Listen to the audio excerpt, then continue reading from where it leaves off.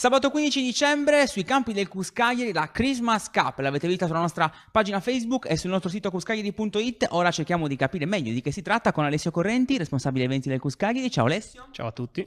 Allora, se uno vede e legge Christmas Cup può pensare sicuramente a una coppa e sicuramente a Natale, però che si farà? Ma è un momento di convivialità dove stare tutti insieme praticando o calcio a 5 o tennis o volley in tornei di una giornata unica aperti sia agli studenti universitari ma anche a tutta la comunità CUS, quindi dagli atleti più piccoli 15-16 anni ma anche alle loro famiglie, con un brindisi finale compreso di apericena all'interno della nostra clubhouse Casa CUS. Quindi dalle 15 del pomeriggio all'incirca fino alle 23 una giornata di sport, di convivialità, un brindisi prima delle vacanze natalizie. La Christmas Cup è inserita in quello che è il programma per la festa natalizia del CUS, che avrà un altro momento importante, quello di martedì sera. Sì, assolutamente. La Christmas Cup è la parte sportiva di una 3 giorni molto più ampia che comprende l'intervento di Paolo De Angelis che ci parlerà di etica nel mondo dello sport, coordinato da Mario Frongia.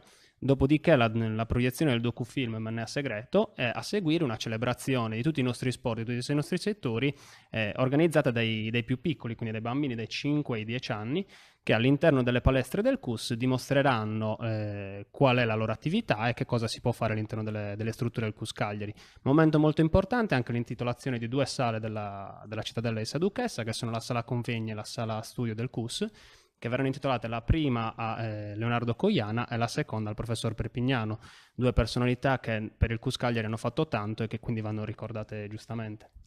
Senti, la festa di Natale sta diventando una tradizione in quello che è l'ambiente CUS Cagliari. Quanto pensi che possa essere importante un incontro tra i ragazzi, un incontro tra gli atleti, tra i genitori? Ma ci diciamo sempre che è fondamentale conoscerci prima di tutto tra di noi.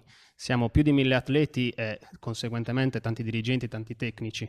Quindi già un momento dedicato a tutta la comunità che vive ogni giorno il CUS, dove potersi incontrare, conoscerci, capire un pochino quanto è multiculturale anche il CUS, secondo me penso sia fondamentale. A questo va aggiunto la parte degli studenti universitari, che sono più di 4.000 che in un anno fanno la CUS Card. Se riuscissimo a coinvolgere tutti sarebbe bellissimo. Ci stiamo lavorando e speriamo negli anni di riuscire a creare sempre meglio un momento di brindisi prima delle vacanze. Quindi ricordiamo Christmas Cup sui campi del CUS Cagliari, giorno, data e sport. Sabato 15 dicembre, calcio a 5, tennis e volley, aperto a tutti. Grazie mille Alessio.